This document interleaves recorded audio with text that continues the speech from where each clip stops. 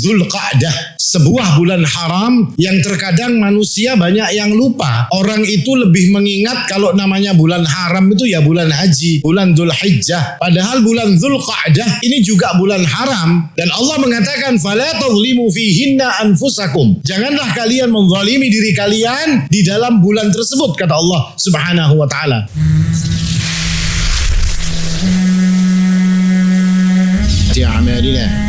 من يهده الله فلا مضل له ومن يضلل فلا هادي له وأشهد أن لا إله إلا الله وحده لا شريك له وأشهد أن محمدا عبده ورسوله اللهم صل وسلم وبارك على نبينا محمد وعلى آله وصحبه وسلم تسليما مزيدا وبعد إخواني وأخواتي في الدين عزكم الله. Bapak Ibu sekalian, jamaah salat subuh Masjid Ar-Rahmah yang dimuliakan oleh Allah Subhanahu wa taala. Alhamdulillah, kita bersyukur kepada Allah Subhanahu wa taala atas karunia Allah, atas nikmat dari Allah Subhanahu wa taala. Kembali kita bisa berkumpul di tempat yang mulia ini, dan mudah-mudahan Allah Subhanahu wa taala akan menjadikan ini sebagai sebab kebaikan buat kita, baik untuk kebaikan dunia kita maupun kebaikan akhirat kita. Amin ya rabbal alamin. Ikhwani wa akhwati fid din, azzakumullah. Dalam Al-Quran Allah Subhanahu wa taala berfirman, "Inna iddatash syuhuri 'indallahi 12 syahran fi kitabillah." Sungguhnya jumlah bulan itu ada 12 di dalam kitab Allah, dalam ketentuan Allah Subhanahu wa taala. Yauma khalaqas samawati wal ard, dan itu ditentukan ketika Allah menciptakan langit dan bumi. Minha arba'atun hurum, dan di antaranya ada 4 bulan haram. Dzalika ad-dinul qayyim fala tadhlimu fihinna anfusakum. Dan ini aturan-aturan yang ada di dalam agama Allah Subhanahu wa taala. Lalu Allah mengingatkan fala tadhlimu fihinna anfusakum. Artinya dalam ayat ini Allah menjelaskan bulan itu ada 12. Intinya bulan itu 12, dan di dalam bulan yang 12 itu ada 4 bulan yang haram. Dan bulan haram bukan sekedar haram sebagai namanya, akan tetapi Allah menegaskan di dalam bulan haram itu fala tadhlimu fihinna anfusakum. Janganlah kalian menzalimi diri kalian di dalam bulan haram tersebut. Dan bulan haram sebagaimana kita tahu adalah bulan Rajab, bulan apalagi Pak? Dzulqa'dah, bulan Dzulhijjah, dan bulan Muharram. Dan hari ini kita berada di dalam bulan haram yang bernama Dzulqa'dah. Sebuah bulan haram yang terkadang manusia banyak yang lupa. Orang itu lebih mengingat kalau namanya bulan haram itu ya bulan haji, bulan Dzulhijjah. Padahal bulan Dzulqa'dah ini juga bulan haram. Dan Allah mengatakan fala tadhlimu fihinna anfusakum. Janganlah kalian menzalimi diri kalian di dalam bulan tersebut, kata Allah Subhanahu wa taala. Makanya sahabat yang mulia Ibnu Abbas radhiyallahu anhu mengatakan, "Ja'alallahu dzamba fihinna a'zam wal 'amal as-salih wal ajra a'zam." Allah itu menjadikan di dalam bulan haram itu, yakni bulan Dzulqa'dah, termasuk di dalamnya bulan Dzulqa'dah, bulan kita pada hari ini, Allah akan menjadikan dosa di dalamnya itu lebih besar ketika dilakukan. Artinya kesalahan yang dilakukan, dosa yang dilakukan, hitungannya lebih besar di sisi Allah Subhanahu wa taala. Lalu beliau mengatakan, "Wal 'amal as-salih wal ajra a'zam." Dan ketika orang melakukan amal saleh, melakukan kebaikan-kebaikan, maka pahalanya pun akan dibesarkan, dilipat gandakan oleh Allah Subhanahu wa taala. Maka ini mengajarkan kepada kita yang terkadang banyak yang lupa bahwasanya Dzulqa'dah ini juga bulan haram. Dzulqa'dah adalah bulan yang seharusnya kita isi dengan amal saleh. Bulan yang kita menjaga diri kita daripada kezaliman terhadap diri kita maupun kepada orang lain. Artinya menjadikan amal saleh di dalam bulan ini sebagai amalan-amalan yang terus-menerus untuk kita lakukan. Ini yang dituntunkan oleh Allah Subhanahu wa taala di dalam ayat di atas. Artinya fala tadhlimu fihinna anfusakum. Tidak boleh seseorang itu berbuat zalim. Meskipun di bulan lain ya tidak boleh berbuat zalim, tapi ketika masuk dalam bulan haram Dzulqa'dah, maka ini lebih besar penekanannya di sisi Allah Subhanahu wa taala. Dan ketika kita sudah tahu atau kita sudah diingatkan kembali bahwasanya bulan Dzulqa'dah hari ini yang kita masuk masih tanggal berapa ini? 13 ke 14 Pak? 12. Masih tanggal 12 Dzulqa'dah. Artinya masih ada beberapa hari lagi yang akan menjadikan kita ini lebih berhati-hati. Kita menabung kebaikan-kebaikan, amal-amal soleh. Kita menjaga diri kita daripada keburukan-keburukan di dalam bulan ini. Dan insya Allah ini akan menjadikan kita mendapatkan pahala yang lebih di sisi Allah Subhanahu wa taala. Dan ketika kita berbicara tentang bulan yang 4 atau bulan haram, terkhusus bulan Dzulqa'dah yang merupakan bulan yang diutamakan, bulan yang diharamkan, bulan yang menjadi bulan yang mulia di sisi Allah Subhanahu wa taala, tentu kita pasti yakin akan ada keutamaan-keutamaan lain yang didapat di dalam bulan ini. Kan nggak mungkin sesuatu itu dikatakan utama tapi nggak ada keutamaan-keutamaannya, atau sesuatu itu dikhususkan tapi nggak ada keutamaannya. Ya kan Pak? Masa pian hendak misalnya anda keset di dalam lemari misalnya, kira-kira kayak itu? Ya ada keset di muka rumah hendakannya lain di dalam lemari, karena bukan kekhususannya, tapi beda kalau baju mahal atau perhiasan yang mahal pasti kita akan meletakkan di dalam lemari. Kenapa? Karena dia adalah sesuatu yang khusus. Bulan Dzulqa'dah di mana kita pada hari ini berada di dalamnya juga punya kekhususan. Apa saja kekhususannya? Yang pertama kata para ulama, seperti disebutkan dalam ayat atau dikatakan oleh Ibnu Abbas tadi, bahwasanya amal soleh dilipat gandakan pahalanya oleh Allah Subhanahu wa taala. Artinya ini mengajarkan, mengingatkan kepada kita agar banyak-banyak untuk melakukan amal saleh di dalam bulan ini. Ini yang disebutkan oleh Ibnu Abbas radhiyallahu anhu. Lalu yang kedua, bulan Dzulqa'dah itu termasuk bulan haji. Kan kita kalau melihat bulan haji bulan apa Pak? Bulan Dzulhijjah. Tapi Dzulqa'dah ini juga disebut oleh Allah sebagai bulan haji. Mana buktinya? Allah mengatakan Al-Hajju Ashhurum Ma'lumat. Haji itu bulan-bulan yang ditentukan. Kenapa Allah mengatakan Ashhurum Ma'lumat? Bulan-bulan. Padahal haji itu cuma beberapa hari, ya Pak.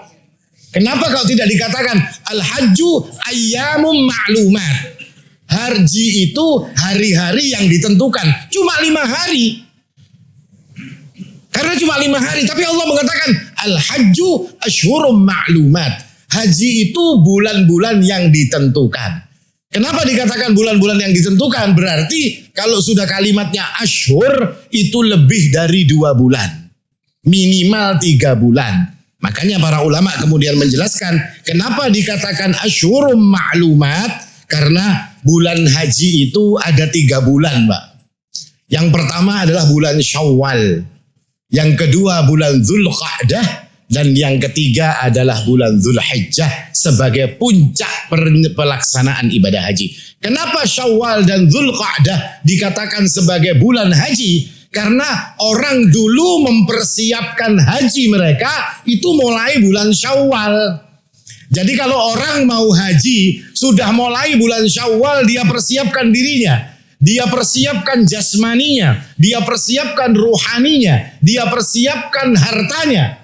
Dia bertobat kepada Allah Subhanahu wa taala. Dia mulai mencicil dengan amal-amal saleh di dalam bulan Syawal, bulan Dzulqa'dah yang nanti puncak daripada semuanya itu berada di dalam bulan Dzulhijjah. Makanya Allah mengatakan ashhur.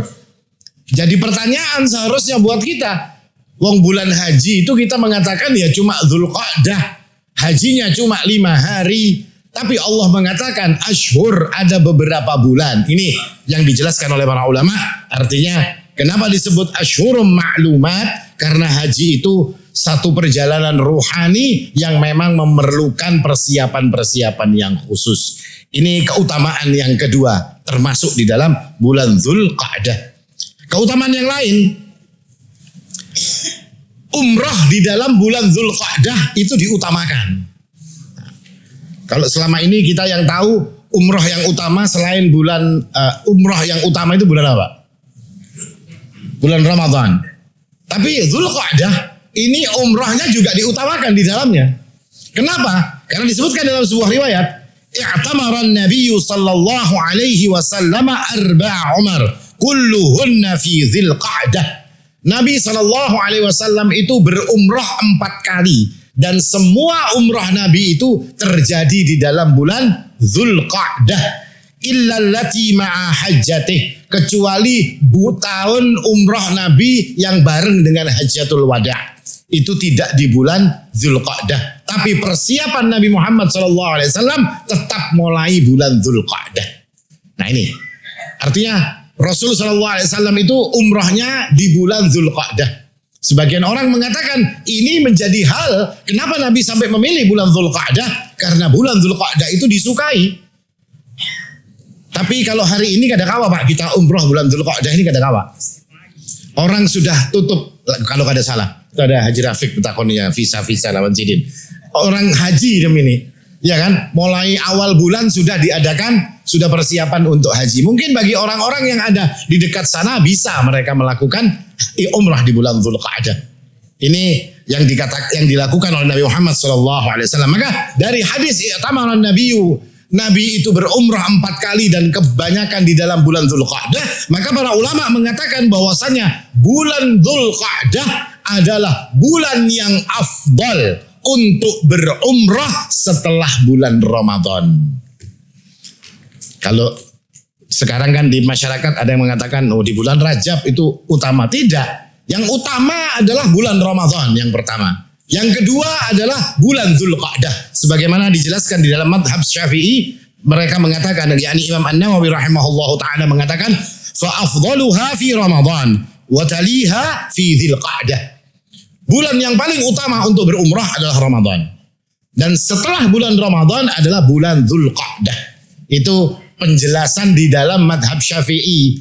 Bahwasanya setelah Ramadan itu Dzulqa'dah. Demikian pula di dalam madhab Hambali dikatakan oleh Imam Ibnu Qudamah. Beliau mengatakan fal afdalul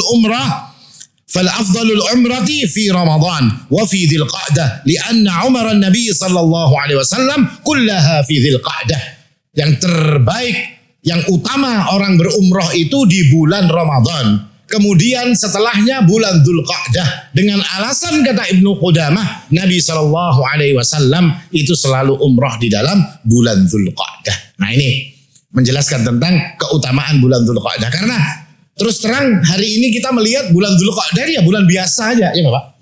Ada keistimewaannya. Padahal ini bulan istimewa. Ini bulan yang hebat ini. Bahkan umrahnya di ranking 2 setelah Ramadan oleh para ulama.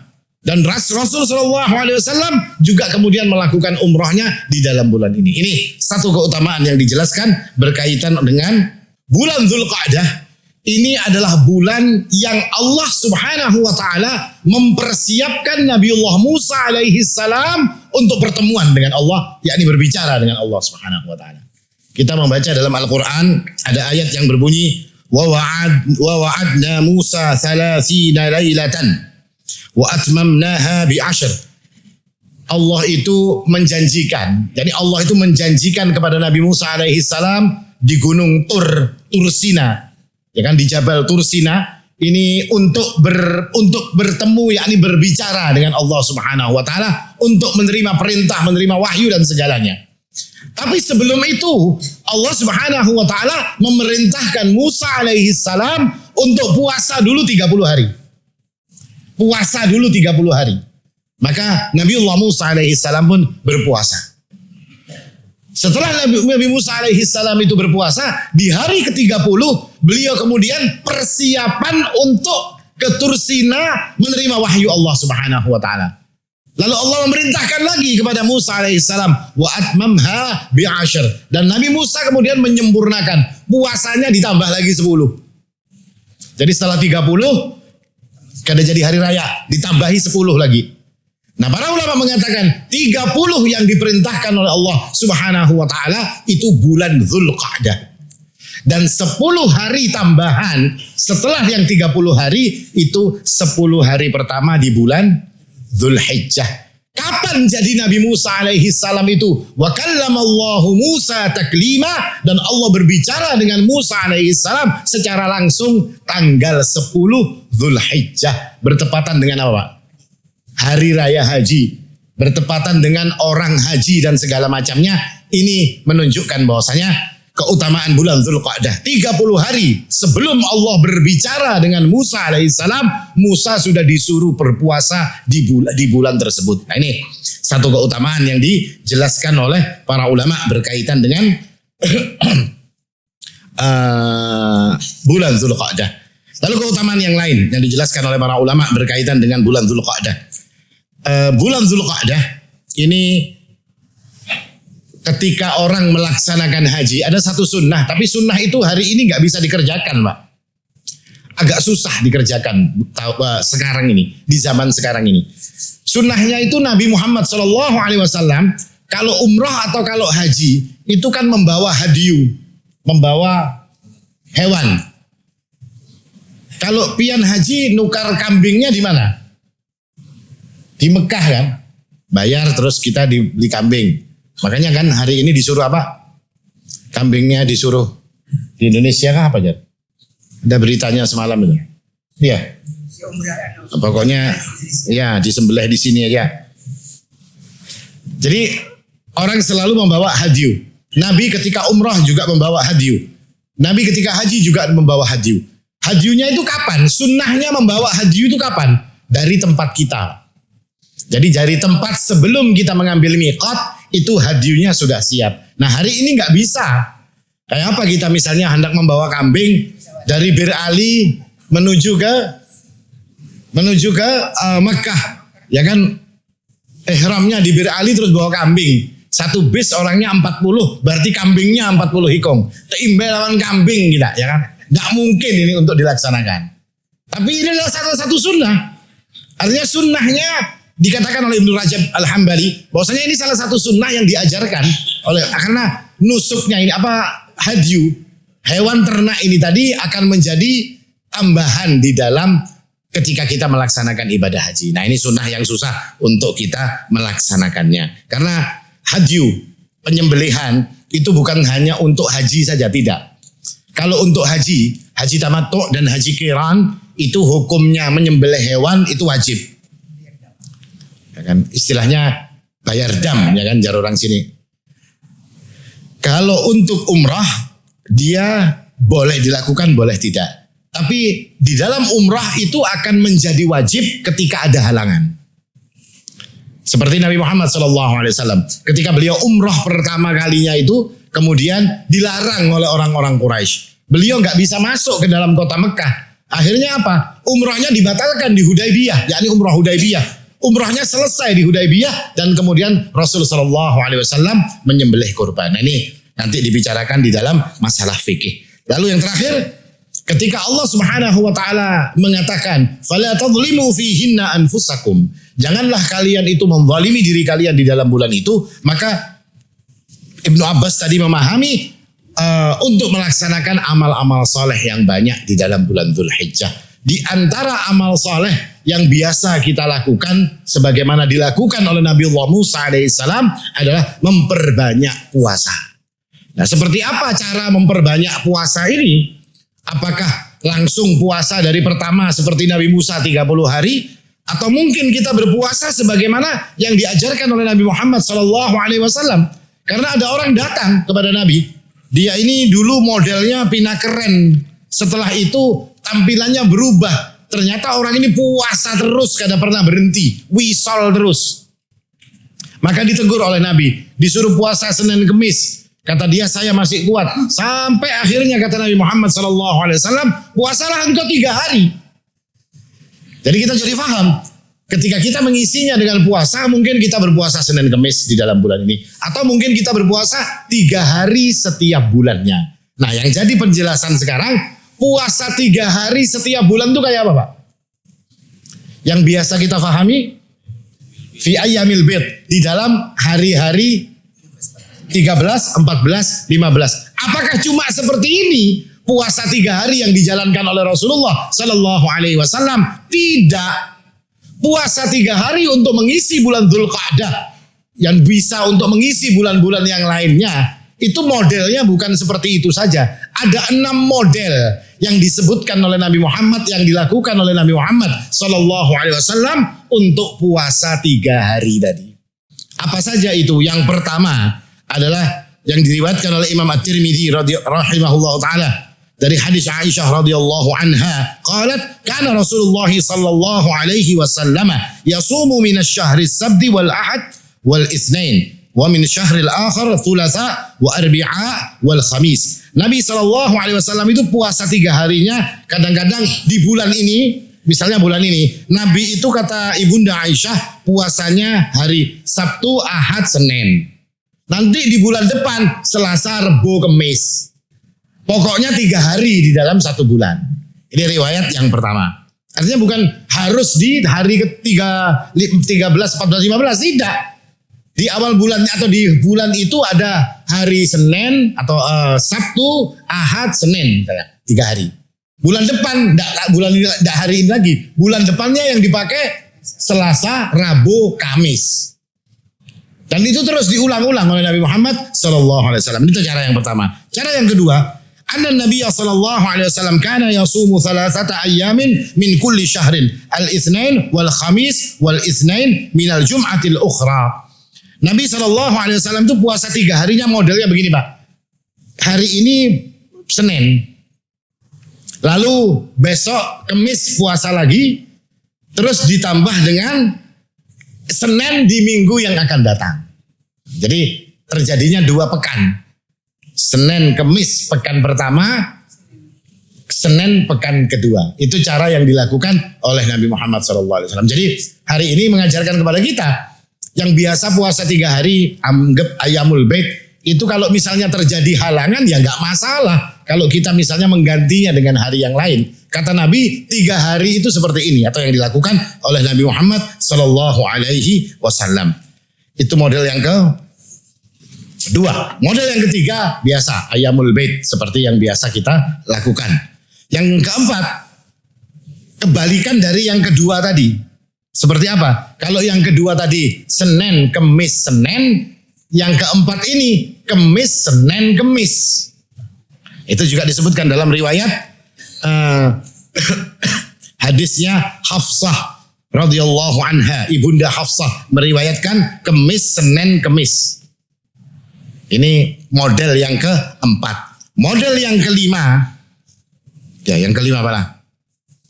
Kala yasumu min ghurrati kulli syahrin 3 ayyam. Nabi itu puasa 3 hari setiap bulan itu di setiap awal bulan. Tanggal 1, tanggal 2, tanggal 3. Sudah itu aja. Jadi setiap awal bulan Nabi puasa 3 hari. Enggak nunggu Ayyamul Bait, tidak. Gak nunggu Senin, Kemis, Senin, tidak. Atau Kemis, Senin, Kemis, tidak.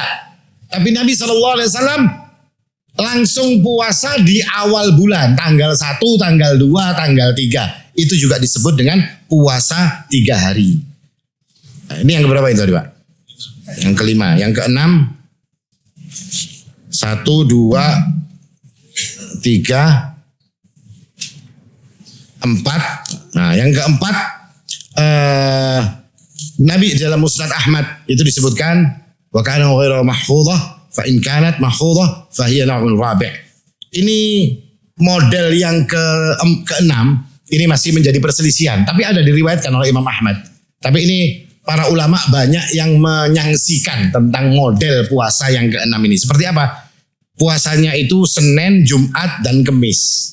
Jadi Senin, Jumat, Kemis puasanya. Tapi ini kata para ulama sesuatu yang hadis-hadisnya ini masih menjadi pembicaraan. Artinya diragukan tentang kesahihan daripada hadis ini. Tapi yang kelima, 5 model tadi, Senin, Kemis, Senin, Kemis, Senin, Kemis. Apalagi tadi, Pak? Lalu Ayyamul Bait. Habis itu 3 hari di setiap bulan. Lalu yang kelima apa tadi? Sudah 5 lah ini tadi. Pokoknya ada 5 tadi yang saya pian sama Ayyamul Bait tadi. Yang kedua adalah Isnin, Sabtu, Ahad, dan Senin. Nah itu yang kelima. Model-model puasa 3 hari. Artinya ini tambahan. Dan ini bisa kita lakukan untuk apa? Ya untuk menjalankan atau mengisi bulan Dzulqa'dah ini dengan amal-amal saleh. Yang semoga kita mendapatkan kebaikan, dilipatkan pahalanya oleh Allah Subhanahu wa taala dan juga kita menjaga diri kita daripada dosa sehingga akan banyak hal-hal yang diampuni dan hal-hal baik yang akan diberikan oleh Allah Subhanahu wa taala kepada diri kita. Ini kira-kira yang bisa ulun sampaikan. Mudah-mudahan bermanfaat. Aqulu qouli hadza wal haqqu 'indallah. Subhanakallahumma bihamdik asyhadu an la ilaha illa anta astaghfiruka wa atubu ilaik. Assalamu alaikum warahmatullahi wabarakatuh.